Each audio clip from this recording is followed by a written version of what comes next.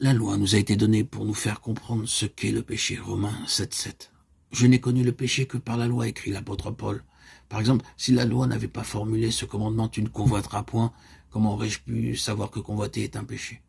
La loi nous a été donnée pour manifester l'antagonisme du péché. Le péché ayant saisi l'occasion a produit en moi la convoitise. Car sans loi, le péché est mort. Romains 7,8. Quelle peinture exacte du cœur humain. La loi dit, tu ne convoiteras point, et instantanément la pensée mauvaise surgit. Le tu ne dois pas réveiller immédiatement, le tu ne dois pas réveille immédiatement tout l'antagonisme de notre vieille nature contre la sainte volonté de Dieu. Car la pensée de la chair est inimitié contre Dieu. Romains 8,7. Si la loi n'intervient pas, le péché est mort. Il n'y a ni antagonisme ni lutte.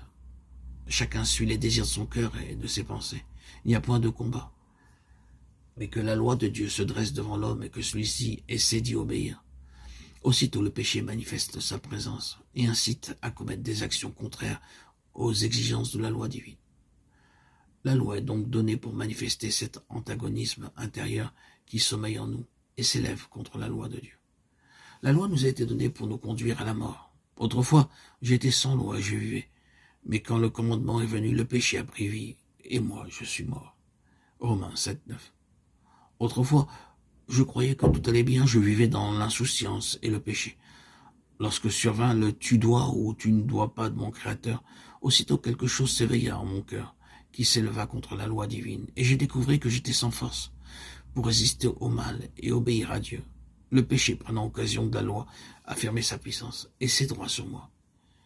Il me séduisit et je succombais sous ses assauts répétés, sachant que le salaire du péché, c'était la mort. Le péché m'a séduit et m'a fait mourir. Romains 7,11. La loi de Dieu aurait dû, semble-t-il, me conduire à vivre plus près de lui. Or j'ai fait l'expérience contraire.